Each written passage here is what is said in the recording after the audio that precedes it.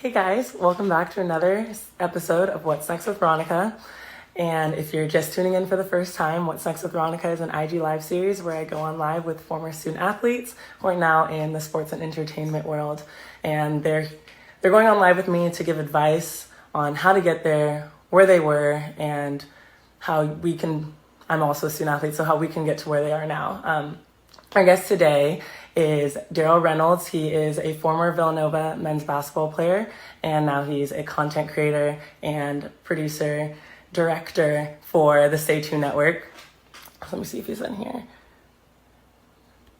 He's not in here yet. But while we're on live, make sure that throughout, I'm going to copy and paste it right now, to ask questions. And that's my stand. That's my light stand, so you guys can see why the lighting's so nice. But don't forget to ask questions in the question box. Let me pin that comment.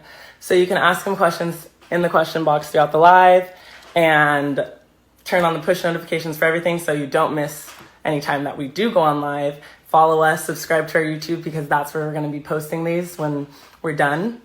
But yeah, we're going to get Darryl on right now. Like I mentioned before, former Villanova hoops player, now content creator and director with the Stay Tuned Network. So, right now, once he accepts. Hello. What's going on? How are you? Doing good, doing good. How you doing? You know, doing as good as I can. Excited for this conversation. Oh God. You look tired. Nah. It's just my allergies. Oh, It's no, I it's feel it's that. getting nice up here. I'm in Philly, so it's getting nice up here, and it's really starting to pick up. Yeah, I had But to take 2 Zyrtex yesterday. I yeah, I need to get on it. But thank you for having me on, though. Of course, of course. So like I mentioned before, during your college career, I'm just gonna gas you up a little bit before we start. 2016 national champion, played in every game. You were a key hmm role player off the bench, and hmm then that was your junior year, senior year. Started as a senior, named captain. You guys went 32-4, Big East champs, tournament champs. Then played overseas, and unfortunately had a career-ending injury, Yeah. which led you to who you are now.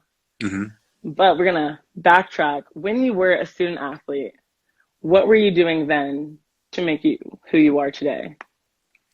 I think as a student athlete, I really paid attention in class. And I know that sounds cliche, but I knew for me, like, the ball's gonna stop one day. You know, on my recruiting visit to Nova, coach was very adamant about life after basketball and making sure you have another passion. Cause he's like, you never know when this game's gonna end. And I don't know why it seemed to stick. Obviously, I know now it was something that life was like, listen, man, kind of nudging me, like, pay attention. So I just made sure I was constantly on, like, anything I could do with communications, just, anything I could figure out as far as screenwriting or journalism or broadcast journalism, any project I can get involved with outside of basketball. And I think part of it came from, quite frankly, at the college level, this, like, you're always around your teammates. You're always around your coaches. So Oh, it turned into kind of like an escape. Like, all right, let me just, you know what I mean? Let me step outside of this a little bit. So I think part of it was I really liked it. I was looking towards the future, but the other part of it was like, I need a break from ball. You know what I mean? yeah. So how did your goals change from when you were in school Mhm. to when you ended up getting injured? Not, oh man. If anything, as wild as it sounds, I think I got more passionate about basketball after I got out of college. Mm. I don't know what it is about being professional. I don't know if it's the fact that it was money in my pocket at that point. You know what I mean? It could have it could have been several things, but for some reason I got I don't even think reinvigorated is a word. Revigorated, whatever the word We is. can I make got up whatever you re-energized. want. That's I was about to say, yeah, I don't always make up a word, but I got re-energized with Mm. basketball after college, and I think it was several things. Like I said, money being a part of it. The other part of it was just the professional lifestyle was different. I didn't have my books, so it was really just my passion for writing and basketball. And I think that kind of gave me the energy to pursue it more. So if anything, I started to love basketball that much more, which made this a little more shocking when it happened, to be honest. But that's life. So how did your goals change from when you got injured? What was it that you realized you had to do when your career ended? Oh. really start to use my network.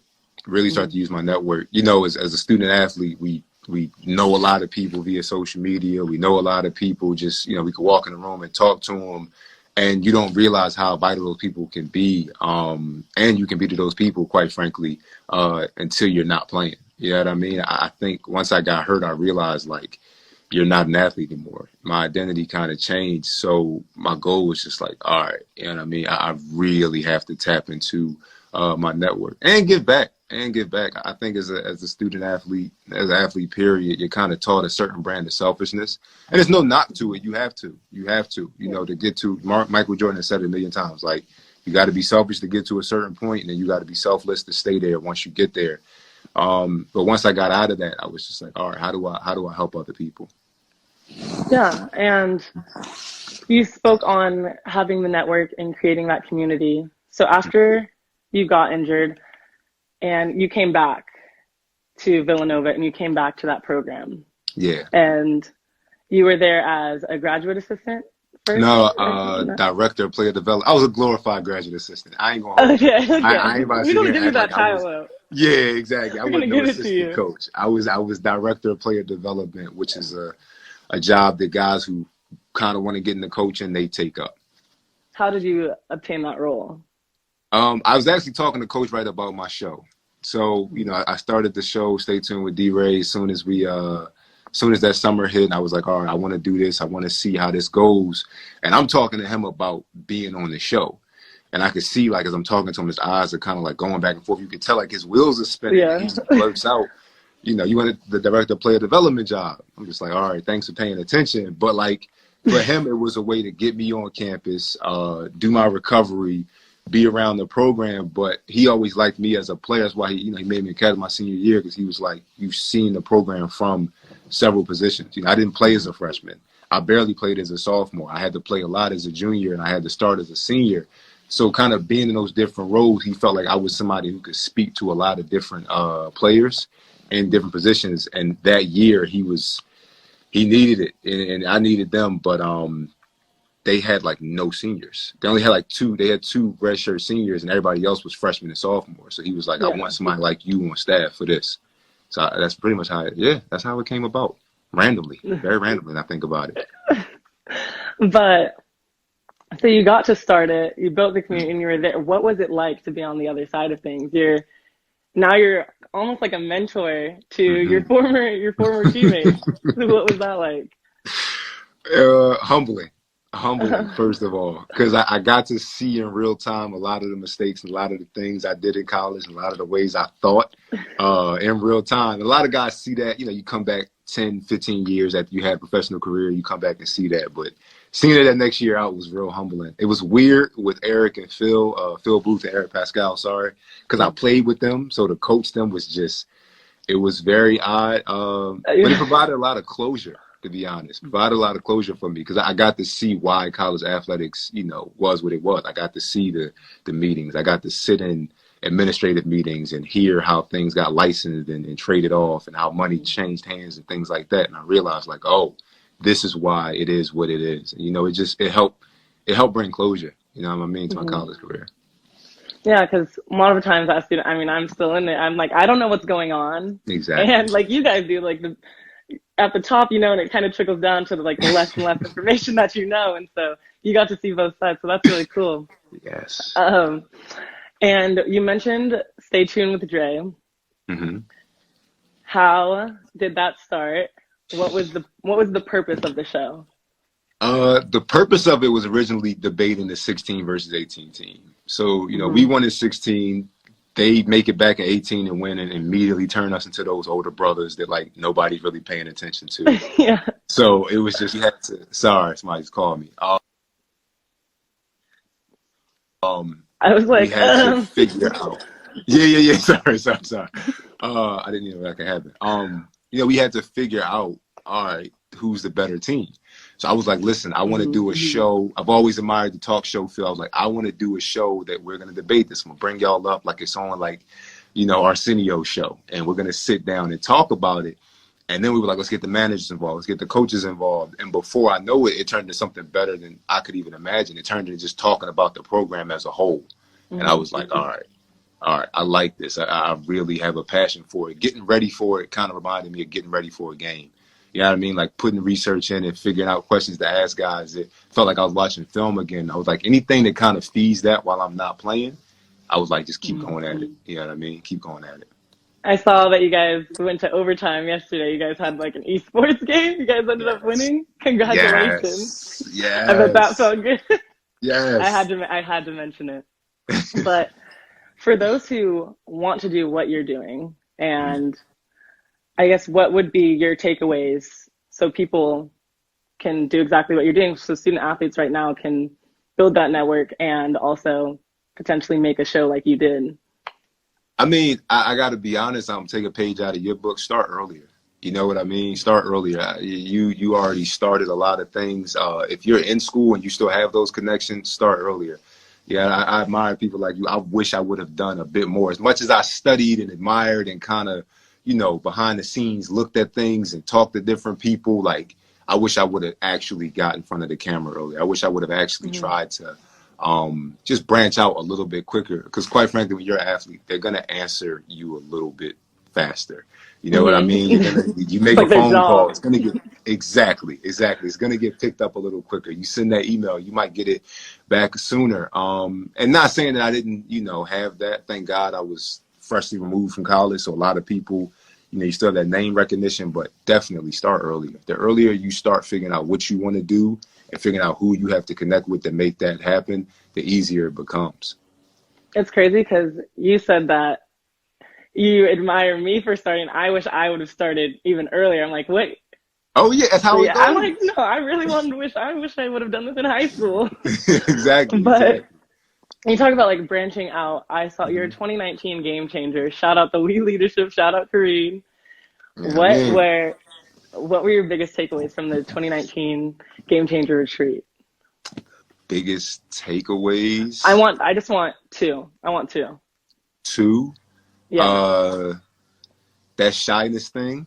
It doesn't work in this industry. You know what I mean? The whole I'm gonna play the back seat and just let everything come to me.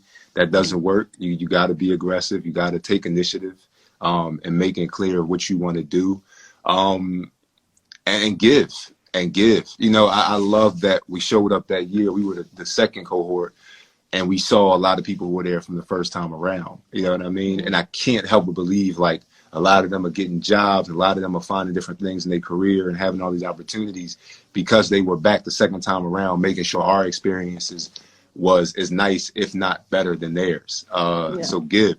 You know what I mean? I think, like I said, as student athletes, as athletes in general, we get taught a certain brand of selfishness. And it's not, I don't say that as a knock, but it is something that you kind of got to unlearn. And I think the more you give, the more you get back. You know what I mean? So give. Yeah, and I saw that within your Stay Tuned network, you have a fellow game changer in Avery Mars that comes on your show. So what did the treat do in terms of your relationship building and being able to expand your brand? First of all, that's her show. That's her show. That's why her name Oh, is my first bad. on it. Oh, my No, bad, my I'm just bad. kidding. It's under the network. It's under the network, but that is her show. But it did wonders. You know what I mean? I'm working on something right now, a project centered around Kobe Bryant, and I put out a video for it earlier this year. Actually, about to enter in a few film festivals. It's called Dear Kobe. I went to Lower Merion, so it was just Yeah, I certain saw things for that. me. Yeah, I was like, let me get this off my chest. And she watched it, and when I was up in New York, right before all this had started for the Big East tournament, I actually went over to ESPN and talked to her. You know what I mean? Like, that's major. The fact that I can talk to her still and be able to get her feedback and be humbled on several things that I needed to get together on the video, but also like grow and learn. She coached me up. She coached Yeah. me up real nice on that project. So just to have that ability to do that, Corinne, like you said, I've talked to her several times this year about things that she's been working on. This is one of them. So to be a part of this is huge. And just that network was it was amazing. You know what I mean? It was amazing. Yeah, I'm jealous I didn't get to go. I was supposed to go, but we went to Europe instead, my volleyball team, which is not a bad thing at all. I love being I in was Europe, about to but say. I'm not complaining. So we're going to open it up to questions. If you guys have any more, you can keep asking. This is a great question from my little brother. who's watching right now, what is the best way to form connections and build your network with others? Great question, RJ. I know you're in the Uh, house somewhere. uh, Shout out RJ. But make sure your social media, from Instagram to LinkedIn to Twitter to Facebook, which a lot of people don't understand how powerful Facebook still really is. Make sure all that aligns with who you are. You know, those are the new business cards. You wouldn't hand somebody a business card if you were a plumber. You wouldn't hand somebody a business card saying you a professional skydiver. You know what I mean? I know that's a hell of an analogy, but what I'm just saying is like make sure A stretch. exactly, a stretch and a half. But make sure that it's in correlation of what you want to do and who you are. Great. Here we go. Let's see. Kareem chiming in. What campus resources did you take advantage of and still do to help your career? Quite frankly, the career center linked me with several interns that helped a lot. I think that career center is something that we don't even realize how big it is. Like I said, as student athletes, you're kind of it's not a bubble. I hate to use these words as a negative, you know what I mean? But it's a bubble. It's a bubble in a sense. But that career center is powerful because it's something that, future, students at your school look into, current students and then alumni. They all kind of answer to that career center. So the career center not only linked me with several people who were alumni who liked what I was doing, but, students who were on campus who were willing to help out. And I could not have done that show without them. And shout out, I know he's not watching this, but a professor of mine named Hezekiah Lewis, who really quarterbacked that show. So shout out him too. Sorry. Kareem, she wants you to mention what projects did you have while you were in school? I was part of a documentary group and they traveled to South Africa, shot a documentary around this woman who, she contracted HIV and AIDS and turned her story into like a very powerful and just use it as a vehicle to help a lot of women in Cape Town. So that was something I was very happy to be on the back end. I couldn't travel to South Africa with them, but post-production, I helped out a lot. But personally, I did a silent film. I've always had a thing for like that Italian music. I'm from South Philly, so I think I was kind of around them and I would be like, I like this. This is nice. You know what I mean? That's Bay Area. My fault. But I did this silent film with two of my teammates and a young lady from the women's team, and it like blew up. I think that was pretty much my first film. So it's called Phyllis Payne, FPHILLIS Payne on YouTube, and it's hilarious. It's just the pursuit of a young fella going after a girl. He doesn't end up getting there in the end, but you got to watch it. It's hilarious. I'll make sure to tune in after. So how can viewers and people that are going to watch this later stay tuned with you and what you are doing? Thank you. First of all, follow the Stay Tuned Network, mostly on LinkedIn, Twitter, and Instagram. Follow me if you will, you know what I mean? But the bulk of the stuff lives on there. So Stay Tuned Network, like I said, the name's the same across all platforms. And Facebook. Sorry, I keep forgetting Facebook. Facebook. It's the name's the same on all those. And what is next with what you're doing? What projects or shows that do you have coming up? I want to turn this Kobe project into a bigger one. Yeah, I mean, that was a interview that I really wanted. It was as a guy and Nova now, and he would be like, man, if you get that Kobe interview, and I would always say it's a matter of when. You know what I mean? Stop saying if. I was like, I'm gonna get it. And unfortunately, obviously that's not gonna happen. There are much bigger things going on in the world. But I would like to talk to people who knew him just to kind of figure out who he was, because that was a part of that interview. So like I said, the thing is called Dear Kobe. I'm actually gonna put out the trailer for it later today.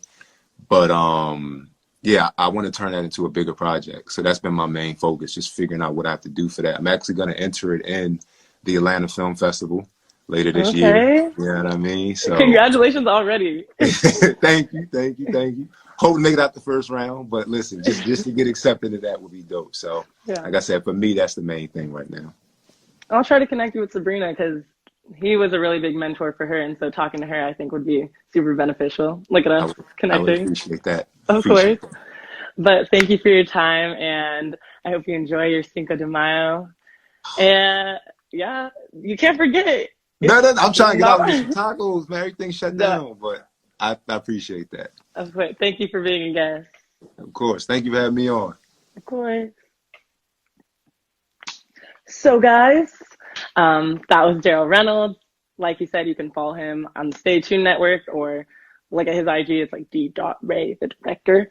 And to keep following along, turn on your push notifications on every different platform, including Facebook, because we're on there too. And subscribe to our YouTube. We're going to keep posting, and these videos will come out today and tomorrow. We'll start releasing more. Next week's guest, we're going to have TJ Brassel. He's a former Oregon track and field thrower, and now he's with Pac-12, and he started his own podcast, and Brandon Wakin. And we're going to get them on. We're going to talk to them about who they are, what they do, where they come from. And also, I mentioned it before, Mobot. It's the first foam roll water bottle. I'm telling you, it's so cool because you don't have to have both with you at a time. You have a foam roller and you have a water bottle in one. You can go onto mobot.com to get one yourself. Use promo code What's Next to get 25% off, and you can be as cool as me. Probably cooler if you get the biggest size, which is called Big Bertha. So don't forget about this, and don't forget to keep tuning in and turning on your push notifications. And we'll see you on Thursday. Bye.